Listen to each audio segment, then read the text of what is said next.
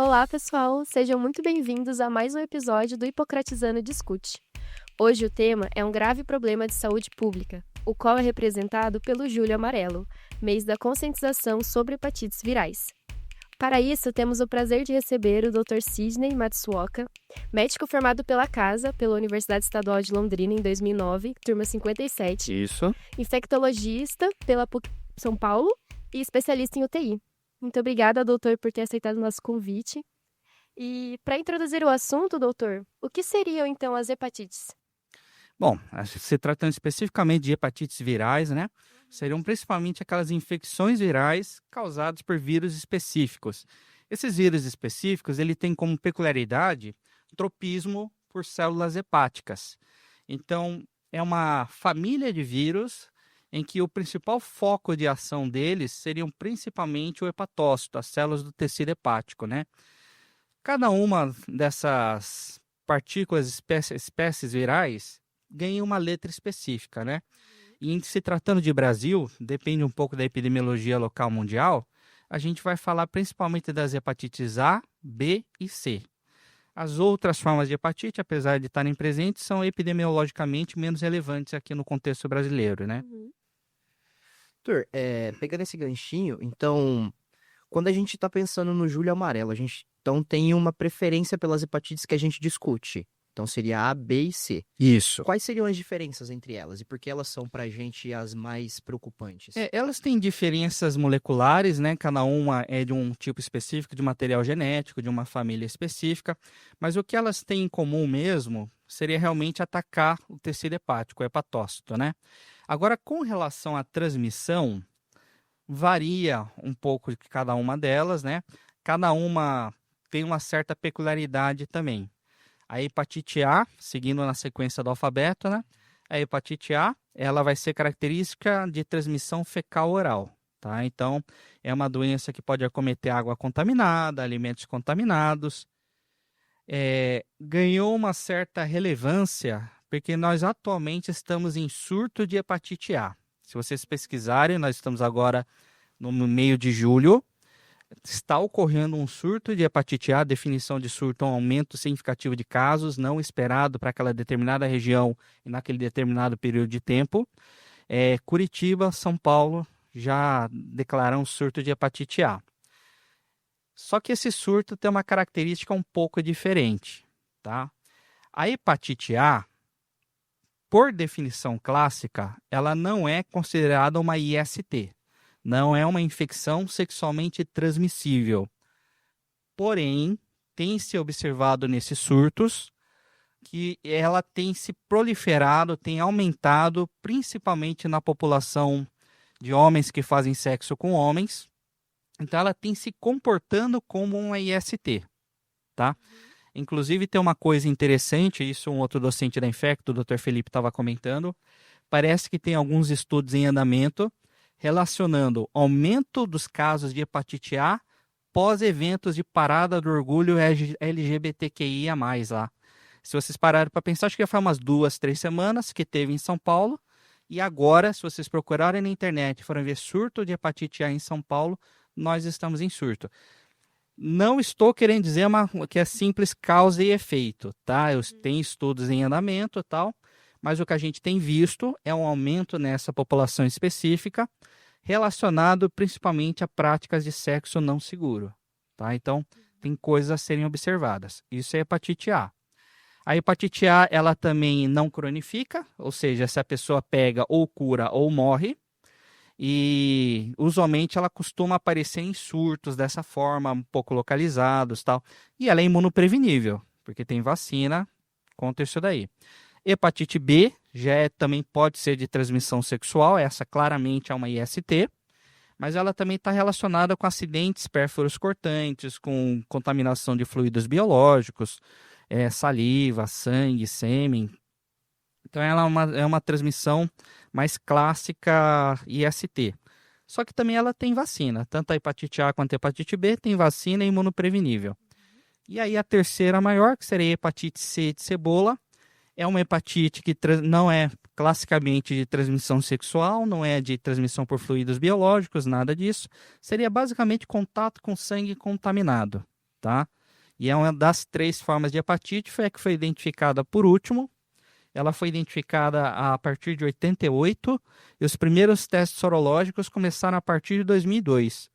Então, todo mundo que tomou bolsa de sangue antes de 1994, 95, pode ter se contaminado pela hepatite C. Só que das 3 é a que tem cura. Então, nós temos aí possibilidade de tratamento específico. Legal. Doutor, fazendo um gancho, o senhor citou bastante da questão da hepatite A e em relação à transmissão, ela está se comportando como uma ST. A gente pode considerar ela hoje, já que ela é um vírus que esteja passando por uma mutação, por estar respondendo assim? Não. É mais pela prática sexual mesmo. Sem a Tá? Não é mutação. que houve uma mutação, não é que houve uma evolução do vírus, não. Entendi. Tá?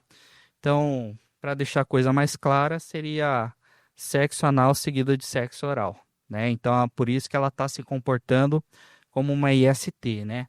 Mas, classicamente, ela não é uma IST, ela não está se concentrando em sêmen, em fluidos vaginais, coisas desse tipo. Uhum. Você falou do surto da hepatite A. Você acredita que tem alguma hepatite viral que esteja diminuindo os casos? A hepatite C está sendo eliminada, está sendo uma doença do passado. A hepatite C, que era uma doença que até 2015, 2013, a gente não tinha um tratamento muito eficaz. De 2015 para cá, houve o lançamento de uma medicação revolucionária chamada Sofosbuvir, que está curando a hepatite C. A hepatite C é uma doença do passado. Ela é uma das principais causas de cirrose e de câncer de fígado no Brasil. Ela, muito futuramente, ela vai ser eliminada da humanidade, se tudo der certo. Porque o tratamento é eficaz, dura praticamente 3 semanas, comprimidos via oral. O tratamento que nós tínhamos antes de 2015 era injeção, tinha muito efeito colateral, 40%, 50% só das pessoas respondiam. Hoje, 94%, 95% das pessoas respondem. A hepatite C é uma doença que está presente até na cultura pop. Vocês lembram do filme Forrest Gump? O Forrest Sim. Gump todo mundo deve ter assistido e tal.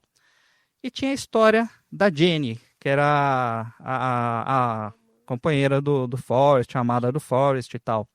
Mostram cenas dela na década de 70, usando drogas injetáveis.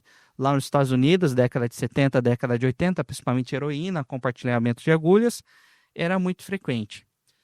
E aí, quando eles se reencontram lá mais pro final do filme, ela fala pro Forrest, Forrest, eu estou com uma doença que os médicos ainda não sabem o que é exatamente e eu estou seguindo mal. E eu sempre achei que era HIV. E antes de eu fazer medicina, é HIV, né?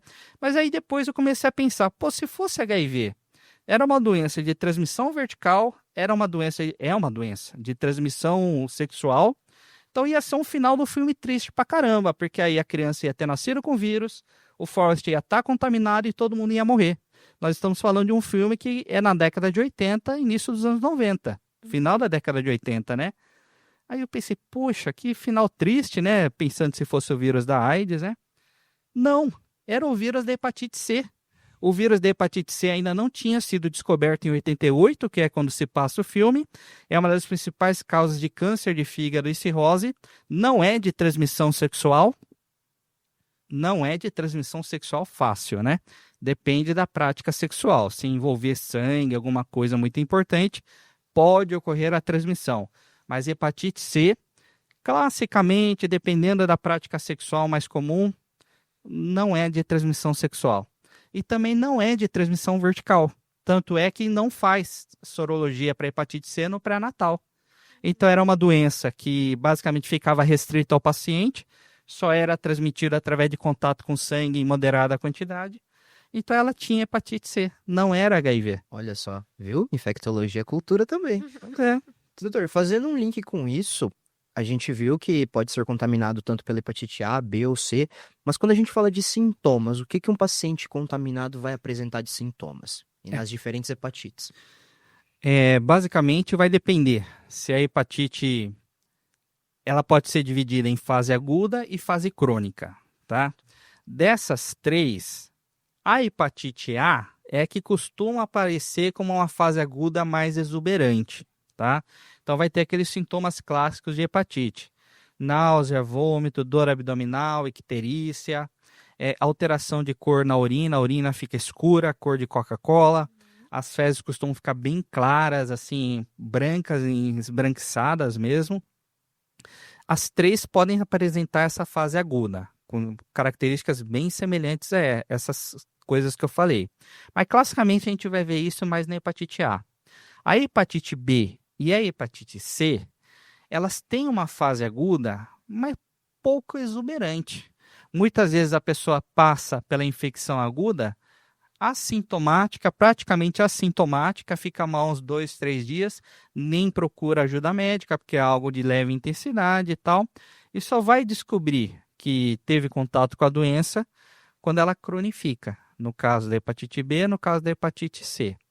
Hepatite A não cronifica. Então, se você tem um quadro agudo, você vai ficar mal por algumas semanas, às vezes alguns meses, mas a tendência é que se você não morra, infelizmente temos algumas hepatites fulminantes e tal, mas é muito rara, menos de 0,1% evolui com hepatite fulminante, depende também se tem algumas outras comorbidades, esse tipo de coisa, mas a recuperação é completa na hepatite A. O problema são as hepatites crônicas, tá? Porque crônica é quando você não é forte o suficiente para eliminar o vírus e o vírus não é fraco o suficiente para ser eliminado do corpo. É quando você convive com o vírus, né? Isso vai acontecer na hepatite B e na hepatite C. E quando é algo crônico, normalmente tem uma adaptação de ambos os hospedeiros. Então, praticamente a pessoa não vai sentir sintoma nenhum, tanto na hepatite B quanto na hepatite C. E aí, quando a pessoa vai doar sangue, quando ela vai fazer um teste pré-admissional, quando ela entra num curso da área da saúde e vai ter que fazer sorologia para saber se ela está imune ou não, acaba descobrindo hepatite B e hepatite C.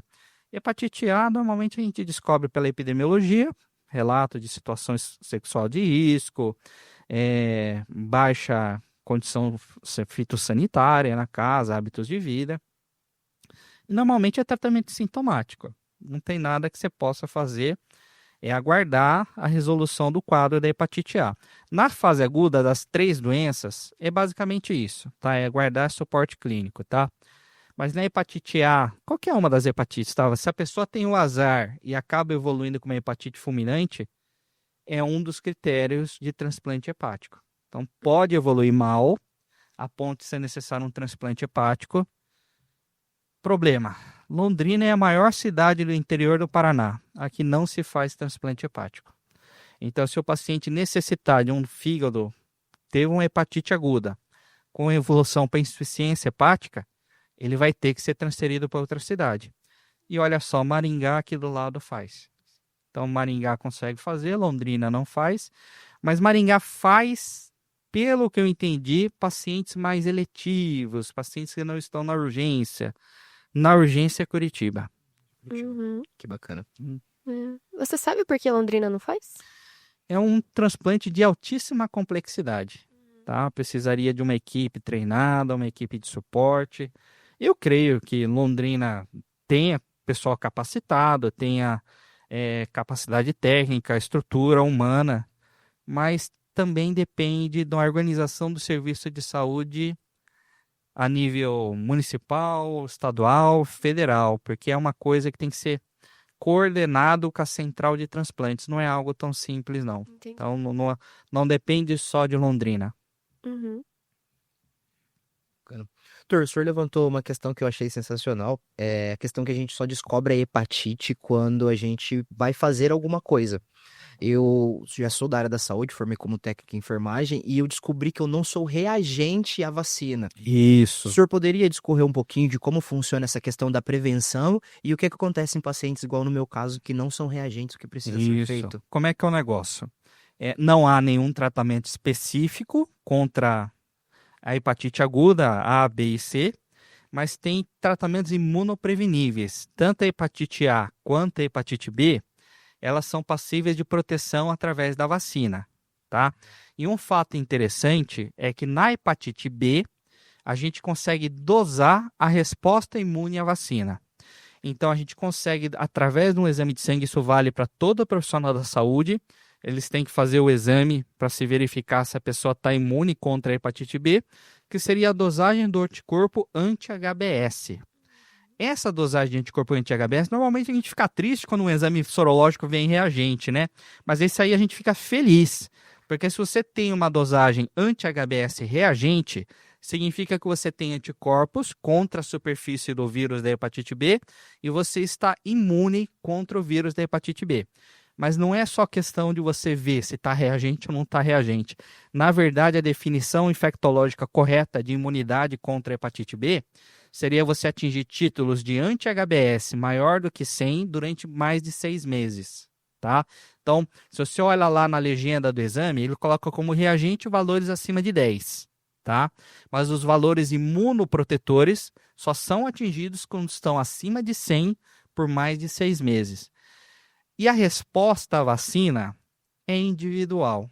Tem gente que tem uma mutação, isso daí já foi estudado e tal, principalmente populações, a gente fala populações do Mediterrâneo, gregos e italianos, apresentam uma mutação genética em que eles respondem menos à vacina.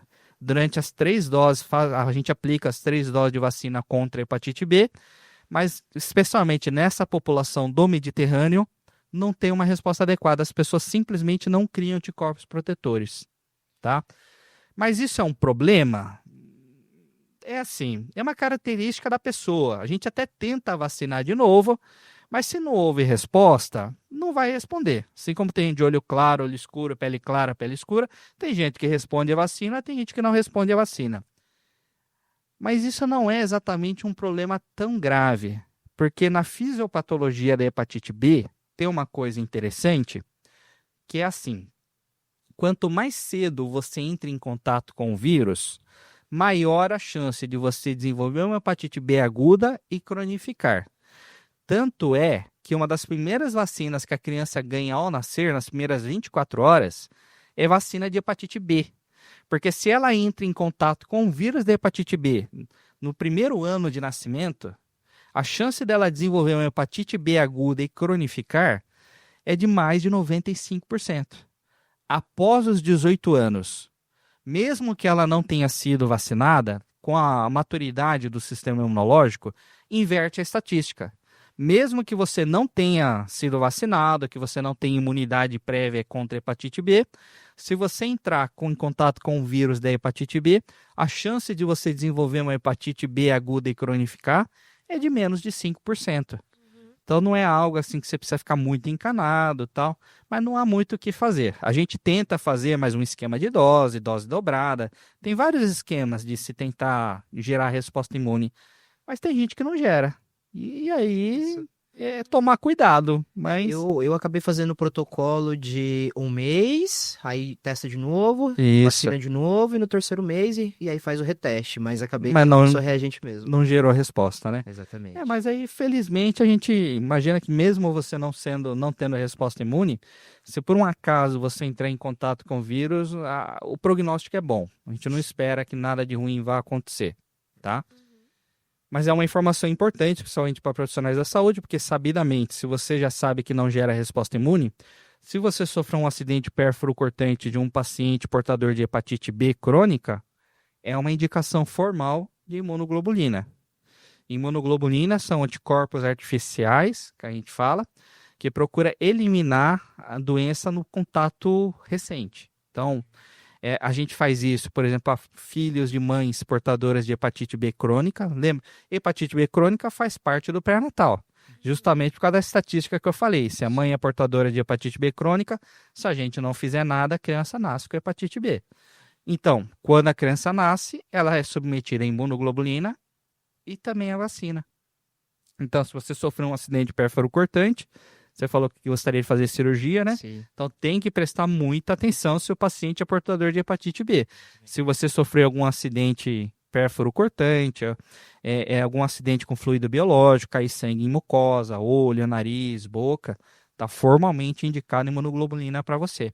Apesar de que mesmo sem imunoglobulina, a estatística está a seu favor, tá? Bom. Mas não convém a gente brincar com a estatística, né? Margem pro azar, né? Você tem a disponibilidade da imunoglobulina. Coisa que, infelizmente, a gente não tem para hepatite A. Hepatite A nós não temos imunoglobulina contra hepatite A, não há nenhuma medicação específica, mas nós temos a vacina, tá? Inclusive, houve a ampliação do público-alvo da vacina. A depender de determinados grupos etários, práticas sexuais, o Ministério da Saúde oferece a vacina para a pessoa. O senhor tocou num ponto que eu acho muito interessante. E pensando que a gente teve aí várias campanhas com revoltas de vacina e tudo, a gente já chegou à conclusão do quão importante a vacina é. Sim. Mas a gente viu que nos últimos anos a gente acabou tendo uma mudança de pensamento, surgiu alguns grupos anti-vacina e tudo. O senhor acha que isso está impactando muito, ainda mais o senhor com a experiência de infectologia, tanto na questão, como o senhor havia comentado com a gente, passando pelo Covid, tanto como na hepatite? O problema da antivacinação está sendo um problema muito grande, está refletindo na população brasileira, doutor? Está sendo um problema imenso, né? Porque é uma coisa que me gera uma revolta pessoal, porque eu estava na linha de frente durante toda a epidemia, durante toda a pandemia, e o que a gente viu que mudou a história da doença foi a disseminação da vacina, especialmente a partir da terceira dose, quando as pessoas começaram a se vacinar pela terceira dose, que a gente viu que houve esse controle da doença, né?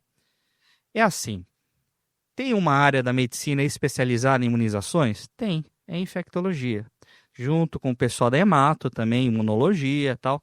Mas, classicamente, quem lida com doenças infecciosas e proteções contra doenças infecciosas é a gente da infectologia. E você não vê nenhum médico, tem sempre um ou outro, mas, no geral, você vai ver que é difícil um médico infectologista ser contra as vacinas no geral, tá? Só que a gente vê muito médico de outras especialidades emitindo opiniões que não condizem com a realidade, que não fazem parte da especialidade deles.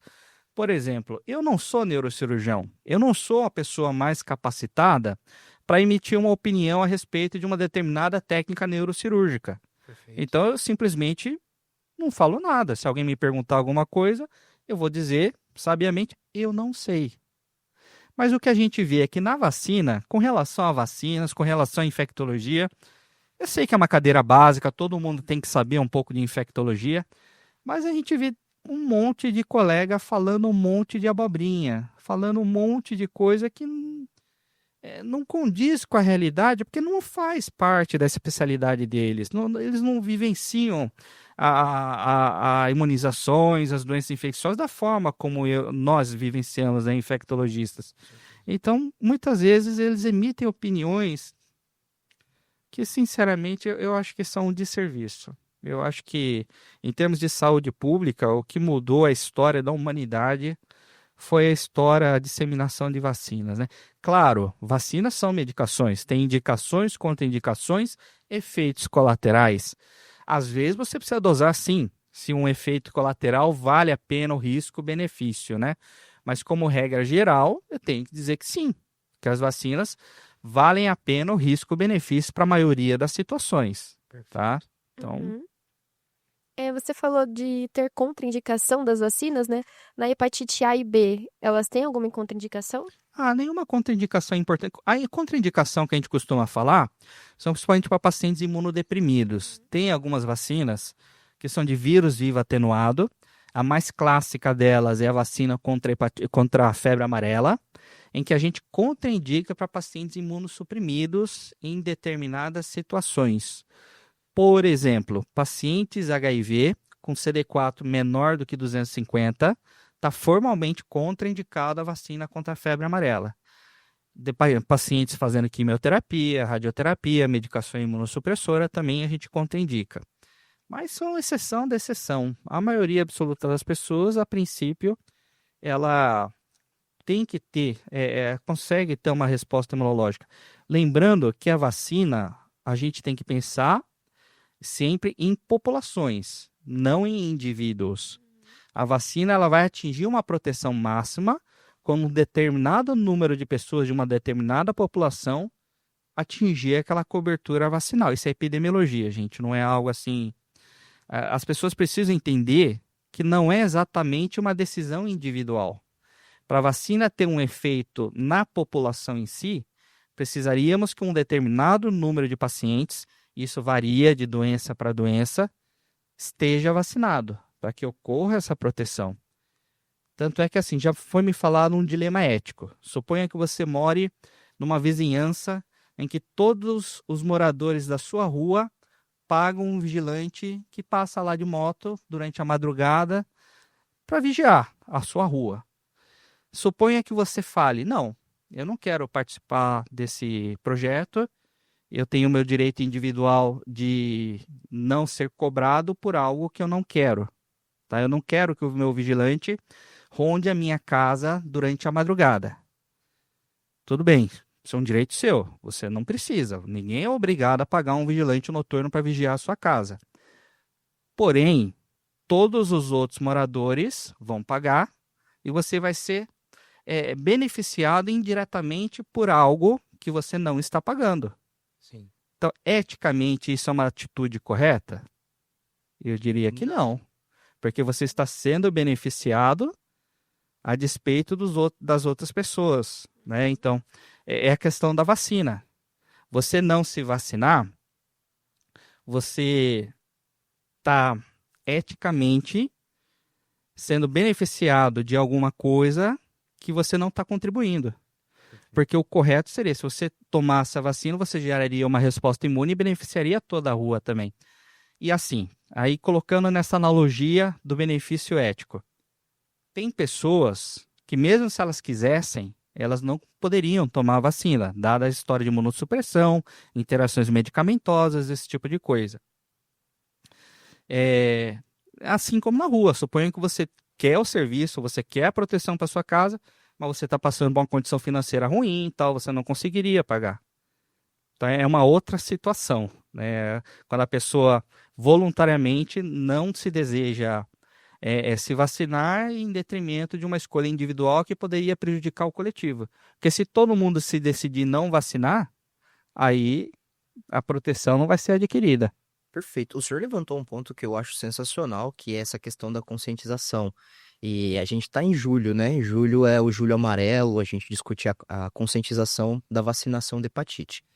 Fazendo um link com isso, doutor, pensando na gente enquanto médico, o que a gente pode fazer ao realizar o diagnóstico de um paciente e como que a gente tranquiliza ele nessas situações? Olha, acho que com relação às hepatites virais, o prognóstico no geral é bom. Tanto hepatite A, B e C, a pessoa vai se sentir mal por um certo tempo, mas suporte clínico, muitas vezes não precisa de internação, nada. A partir do momento que a pessoa estiver apta para voltar para as atividades diárias dela, ela poderia voltar. O que a gente consegue, as situações em que são necessários transplantes, internações, alguma coisa de fase aguda são muito difíceis, muito difíceis. E na fase crônica, a maioria absoluta não sente nada. É até uma coisa meio difícil da gente explicar para o paciente, né? Falei, olha, a gente detectou seu exame, a gente viu que você tem lesão hepática e que você precisa tomar essa medicação aqui para você continuar bem. Não é porque você está mal, é para você continuar bem. É claro que sempre tem aqueles extremos, né? Tem gente que acaba evoluindo com cirrose, tem gente que acaba evoluindo com câncer, mas aí já são tratamentos, na verdade, das complicações, não exatamente dos vírus. Uhum. E o estilo de vida do paciente vai influenciar nesse quadro? Ah, sim, porque a gente tem o problema do álcool, né? Que todo mundo tem a noção que ele altera, é metabolizado pelo fígado, e ele acaba provocando dano hepático, né? E se você já tem uma hepatite crônica junto com o álcool, a chance disso evoluir mal é muito maior, né? Então, está formalmente contraindicado o consumo alcoólico para quem é portador de hepatite crônica. Hepatite aguda o cara vai estar mal, né? Então ele não vai beber. Mas na hepatite B, na hepatite C, que muitas vezes os pacientes são assintomáticos, a gente precisa orientar que não pode beber. E aí tem algumas peculiaridades do tratamento. A hepatite B, existe tratamento? Existe. Mas tratamento curativo é uma coisa complicada. Porque assim, lembra que eu falei que quanto mais cedo você entra em contato com o vírus da hepatite B, maior a chance dela cronificar? Sim. É porque o vírus ele acaba sendo incorporado ao material genético do hepatócito. Então, uma vez que ele entra para dentro do hepatócito, ele meio que faz parte do organismo da pessoa. E o que a gente consegue fazer? Tem algumas medicações que conseguem bloquear a multiplicação viral, mas a eliminação viral é muito difícil, muito difícil. Então, basicamente, a pessoa precisa ficar tomando a medicação para o resto da vida. Eventualmente, alguns pacientes, após vários anos de supressão viral, conseguem gerar resposta imune.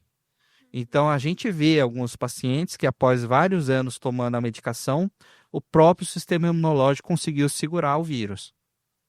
Mas é exceção da exceção da exceção. Eu acho que eu só tive 5 pacientes que conseguiram evoluir dessa forma. Hepatite C não é mais um problema, porque a gente cura. Hepatite A, também a pessoa recupera sozinha. Uhum. Bacana. É que acontece, tem alguma faixa etária, assim, que atinge mais na população específica, né? Aí depende das hepatites, né? No caso da hepatite A, ela está muito frequente em crianças e adultos jovens, tá? É mais raro você encontrar isso na terceira idade, mais idoso, porque o contato com a hepatite A costuma gerar resposta imune protetora. Então, quem tem mais de 50 anos, quando as condições sanitárias do Brasil, no geral, eram piores, podem ter entrado em contato com o vírus da hepatite A, foi uma intoxicação intestinal, alguma coisa que durou poucos dias e gerou resposta imune. Então, a pessoa nunca mais vai ter hepatite A. Com a melhora das condições sanitárias, essa população, crianças, adultos, jovens, não estão entrando em contato mais com o vírus, felizmente. E aí eles podem desenvolver hepatite A aguda, né? E como a vacina da hepatite A depende um pouco de estado para estado, tem algumas peculiaridades, não está largamente difundida, a gente acaba encontrando mais dessa população e nos últimos anos com relação às práticas sexuais. Então, basicamente, a gente tem visto que na população, homens que fazem sexo com homens, tal, antes dos 30 anos, é o que a gente tem visto mais casos. Perfeito. Doutor, como que funciona a questão do calendário vacinal da hepatite? É tudo assim que nasce? Tem tempos de idade para vacinar? A hepatite A restrita a alguns grupos de risco, tá? Ela não está universalmente difundida. Tem alguns estados que estão planejando isso daí, mas por enquanto ainda é um pouco restrita. Hepatite B é universal, tá? Faz parte do calendário vacinal, uma das primeiras vacinas que as crianças tomam logo que nascem, corresponde a cerca de 3 doses, faz parte em todo o Brasil, todo mundo tem direito à vacina de hepatite B. Com relação à hepatite C, infelizmente não há vacina, ela não é imunoprevenível, tá? Então, não temos muito o que fazer para prevenção com relação a vacinas. Uhum. O doutor falou dos medicamentos. A gente tem muitos medicamentos disponíveis para esse tratamento? Para a hepatite A, praticamente suporte clínico, nada a fazer. Na hepatite B, nós temos basicamente 2 antivirais, um chamado Entecavir, outro chamado Tenofovir. A droga de primeira escolha ainda é o Tenofovir, mas ela tem alguns efeitos colaterais, é coisa bem específica de infecto para monitorar isso daí. Hepatite C, nós temos a terapia curativa, que é o Sofosbuvir, associada a outra droga. Aí tem algumas peculiaridades, tem Daclatasvir, Velpatasvir, tudo com vir no final lá, mas o básico é o Sofosbuvir, que também é curativa. Normalmente de 12 semanas, 3 meses ou 6 meses, a gente evolui com cura, infelizmente, praticamente todos os pacientes. A hepatite C é uma coisa interessante, o tratamento curativo, porque tem muita teoria da conspiração, principalmente com relação ao HIV. Tem vários pacientes que já chegaram para mim e falaram: doutor, a indústria farmacêutica já encontrou a cura, só que eles querem manter a gente dependente da medicação deles e querem lucrar em cima da gente. Aí eu dou o exemplo da hepatite C. A hepatite C de cebola era uma doença crônica, de tratamento tão difícil quanto o HIV no comecinho. A medicação dava uma série de efeitos colaterais, era a principal causa de câncer de fígado, uma das principais causas de cirrose hepática no mundo todo, e era um problema de saúde pública. Até que em 2015, o laboratório Gilead desenvolveu o Sofosbuvir, e esse laboratório ficou trilhardário. Eles ganharam bilhões de dólares com o desenvolvimento dessa medicação. E sempre imagino que o ser humano é muito imediatista. Sim. Se eu tivesse descoberto a cura para uma determinada doença, qual o meu interesse em manter essa cura para mim só? Eu não ia querer vender e ganhar um monte de dinheiro agora. Eu não sei nem se eu vou estar vivo amanhã. Eu vou ficar segurando uma coisa que potencialmente renderia bilhões de dólares, pensando em... Não, não. As pessoas são muito imediatistas. Se alguém tivesse descoberto alguma coisa, eles não iam aguentar. Alguém ia soltar, porque ia ganhar muito dinheiro. É uma condição que atinge milhões de pessoas no mundo todo. Esse argumento que o senhor usou, eu gosto muito de usar quando o pessoal fala do câncer, né? Que já descobriram a cura do câncer e não divulgaram. Olha, você tem noção do quão histórico a pessoa vai ser o dia que alguém descobrir a cura do câncer? Sim, é A uma pessoa entra pra história, nunca mais não morre. faz sentido a pessoa segurar uma coisa dessa, né? O nome dela vai estar no hall da fama. Então, e assim, a gente espera que um dia isso ocorra também com HIV, né? Mas aconteceu com a hepatite C, tanto é que a hepatite C está muito pouco falada ultimamente, porque nós estamos curando. Já não é para se ter mais hepatite C. Hepatite C de cebola virou uma doença do passado. Hepatite B, basicamente, o que ficou são os pacientes de hepatite B que a gente tem, e os hepatites A, que eventualmente internam em ambiente hospitalar, que a gente precisa acompanhar, tal. Mas os de hepatite C, basicamente a gente está curando todo mundo e dando alta. Uma coisa que acontece é que, infelizmente, alguns pacientes ficaram com hepatite C por muito tempo e aí sofrem das consequências da hepatite C crônica. Alguns pacientes evoluíram com uma cirrose hepática, evoluíram também com câncer de fígado e, na verdade, eles estão sofrendo as consequências da cirrose e do câncer, mas não mais da hepatite C. E, inclusive, foi até uma coisa meio polêmica. No começo, se imaginava: para que eu vou tratar um cara hepatite C que já está com cirrose hepática? Pô, o fígado já está detonado, né? De que adianta eu tratar essa infecção crônica? Porque se achava que o tecido hepático tinha uma capacidade de regeneração muito ruim, que uma vez que o fígado ele sofreu dano hepático e evoluiu com fibrose hepática. O que é fibrose? É quando morre o tecido hepático funcional. O tecido hepático funcional é hepatócito. A partir do momento que você tem uma hepatite crônica, hepatite B, hepatite C, o hepatócito morre e o corpo, para não deixar aquele fígado cheio de buraco, ele tapa os buracos com colágeno, com fibrose. Então, um fígado lesionado pela hepatite viral crônica vai ser um fígado fibrosado, em que o tecido hepático original se perdeu e foi substituído por fibrose, por fibras de colágeno, né? E se achava que era que nem cicatriz de pele mesmo. Uma vez que você corta a pele e ficou uma cicatriz, aquela cicatriz também é um colágeno, é um tecido que substituiu o epiderme original. A gente achava que a cicatriz nunca desaparecia no fígado. Mas aí alguns estudos posteriores mostraram isso, que se você elimina o vírus da hepatite crônica, hepatite B, hepatite C, ou controla eles, o que antes era fibrose volta a ser hepatócito funcional.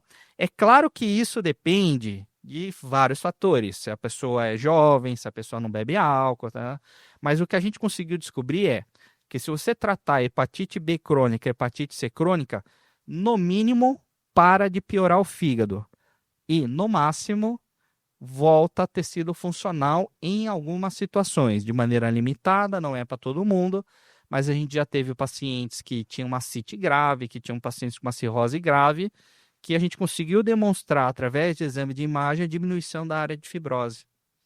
Então, e a melhora dos parâmetros laboratoriais, né? Então, é uma coisa que, por isso que o tratamento foi liberado, é praticamente universal, quando indicado, né?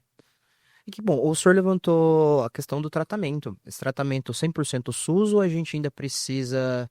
É 100% SUS. Você não precisa pagar nada. O governo brasileiro é referência também para tratamento de hepatites virais. Tanto a medicação para hepatite B quanto a hepatite C é fornecida gratuitamente. Só que tem que preencher os critérios. Não é todo mundo que automaticamente tem uma hepatite B que precisa ser tratado. Não é todo mundo que tem uma... Quem tem hepatite C precisa ser tratado. Todo mundo sim. Mas o que a gente vê? A gente vê paciente alcoolista, paciente... que se a gente lançar a medicação logo de cara não vai lá pegar. Muitas vezes a gente tenta fazer um trabalho educacional antes de eu liberar a medicação. Porque o tratamento para hepatite C é caro. É algo em torno de R$60 mil por mês. E individual. São 3 meses, são quase R$200 mil. Exato. E assim, a gente vê muitas vezes, eu vou dar paciente bebendo álcool, paciente morador de rua. Não que eles não mereçam tratamento, mas a gente precisa conscientizar de que o tratamento tem que estar vinculado a uma mudança de hábito de vida. Porque seria como se eu estivesse queimando R$60 mil por mês se a pessoa está bebendo álcool e está tomando, né? Mas ele tem direito, ele consegue, a gente consegue liberar, mas a gente tenta dar uma trabalhada nesses fatores de risco quando são muito importantes, né? E da hepatite B, aí é uma situação muito estranha. Hepatite B a gente tem extremos. Tem pessoas que têm hepatite B crônica, que tem uma quantidade de vírus tão baixinha, mas tão baixinha, que não tem alteração de nada. Não tem alteração de TGO, TGP, que são 2 exames que classicamente se alteram quando você tem dano hepático. Não transmitem doença, não vão apresentar nenhum fator de risco, não vão ter sintomatologia nenhuma. Só que só pelo fato de ter hepatite B crônica, ela tem um risco aumentado de ter câncer de fígado e cirrose hepática. Então, eu preciso convencer o paciente a cada 6 meses passar com o infectologista, por mais que não esteja tomando medicação nenhuma, por mais que eu diga que os exames estão todos normais, para a gente poder acompanhar. Porque existe uma tendência também que após os 60 anos, com a imunossenescência, ou haja uma queda da imunidade e o vírus da hepatite B possa se tornar mais agressivo. Porque para várias doenças infecciosas, não basta você ter o agente causador da doença. Você precisa ter um desequilíbrio entre a presença do agente infectante e uma queda do sistema imunológico. Eu sempre costumo comparar. Eu tenho um agente infectante, um agente causador da doença, e eu tenho um sistema imunológico bom.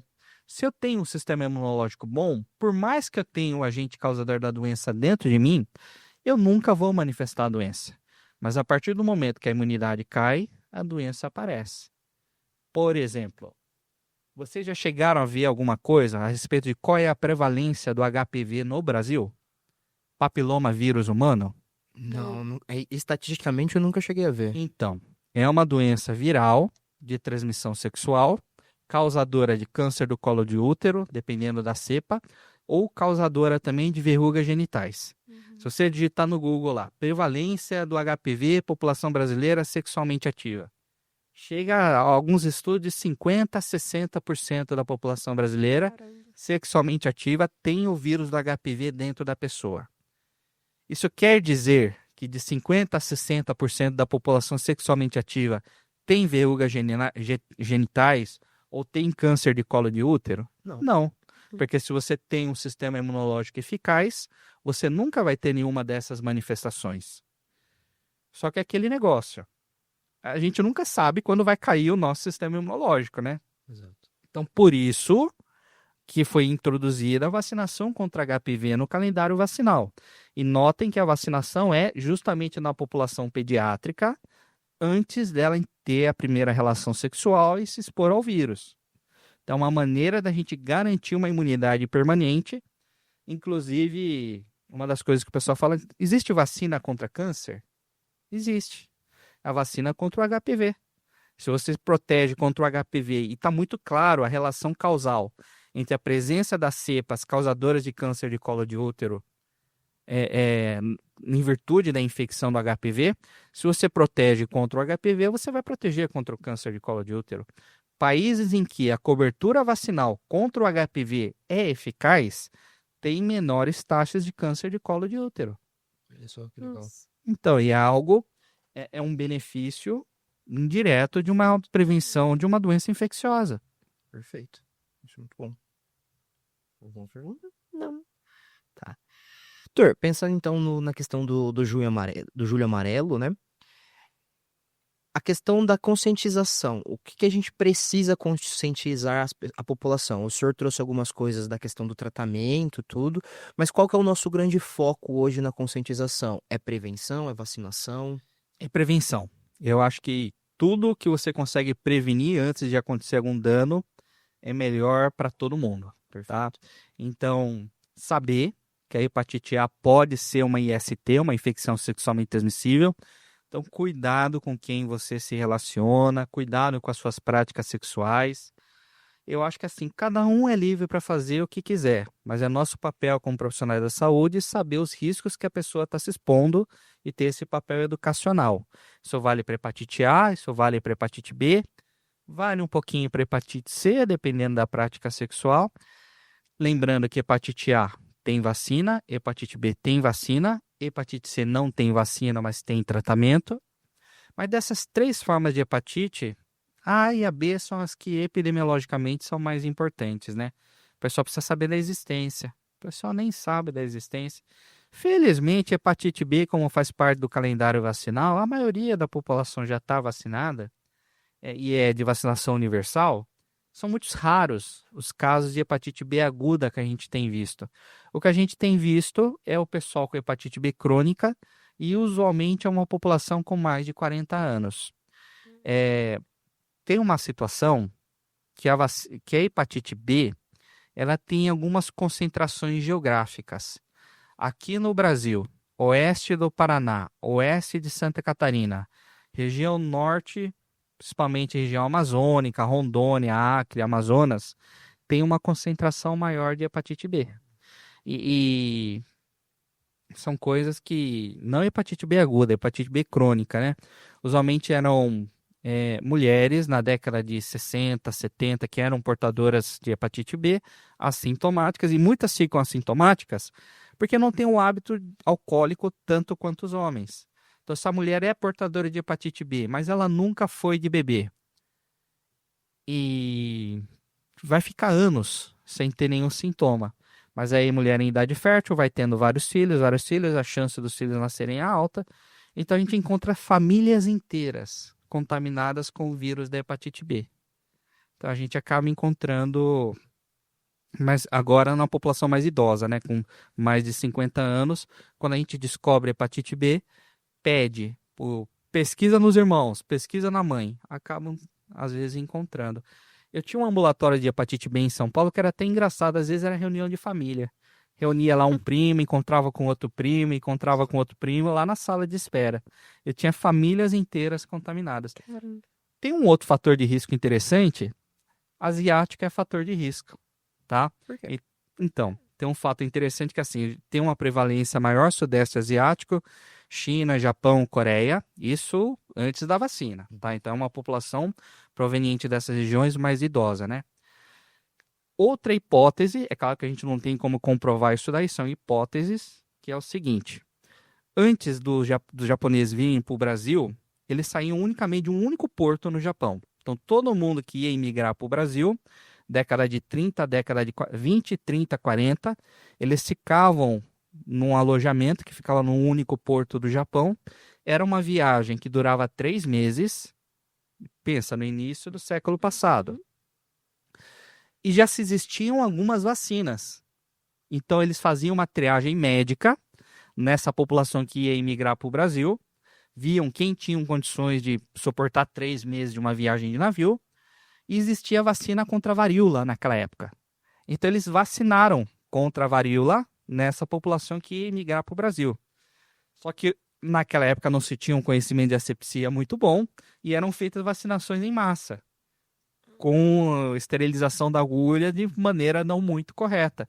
Então alguém lá era portador de hepatite B, Contaminava todo mundo. contaminou todo mundo, porque foi feita uma vacinação em massa. Olha só.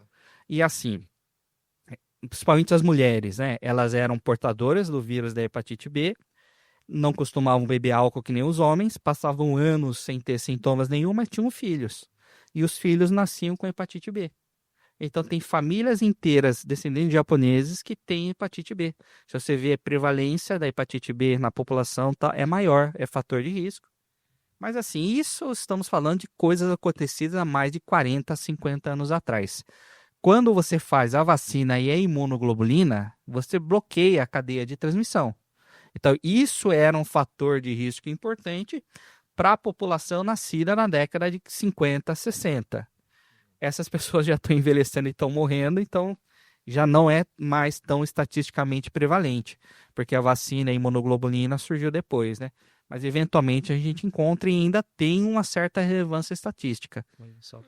Eu não tenho, viu? Eu tenho anti-HBS, a gente dosa antes de fazer o internato, né?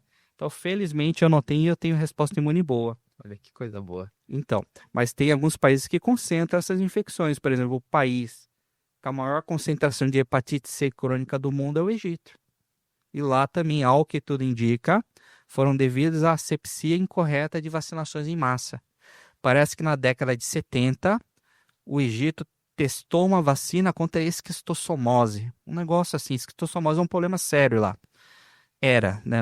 Estou um pouco desatualizado se ainda é ou se era, mas eu sei que foi tentada uma vacinação em massa ali, não houve uma asepsia correta e muitos desenvolveram hepatite C crônica. Olha só.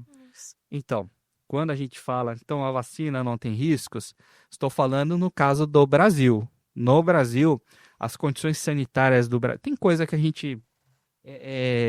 O Brasil é referência para muita coisa, tá? Com relação a imunobiológicos, com relação à tecnologia médica, especialmente nessa área de infectologia, de imunobiologia, o Brasil ele é respeitado, ele é capaz de produzir coisas muito boas. Então, esses relatos que eu estou falando de vacinações e tal, são coisas do passado que ocorreram em outros países. No Brasil mesmo, coisas bem documentadas, não. O Brasil é um país sério com relação a essa parte de imunoterapia, imunologia. Aqueles estudos lá do Vital Brasil a respeito de soroterapia com acidente com animais peçonhentos e tal, é referência mundial. Instituto Butantan, lá no Rio de Janeiro, a Fiocruz. A gente não tem ideia de como tem estrutura e pessoal capacitado no Brasil. Não se fala muito, mas... Isso é muito bom, porque a gente acaba vendo, né, a população comum geral tem o síndrome do vira-lata, né? De fora sempre é melhor, mas a gente é referência e tá aqui uma das grandes referências contando isso pra gente, né? Então, confie na vacina. Quer iniciar a conclusão? Pode iniciar. Então, uma última coisa, com relação à epidemiologia, eu estava falando de asiáticos e tal. O que você acha que tem mais prevalência no Brasil? A quantidade de asiáticos no Brasil ou a quantidade de pessoas com sorologia reagente para hepatite C? Você fala asiático, pô, tem um monte de asiático, principalmente em Londrina, né? Londrina, Açaí, São Paulo, capital.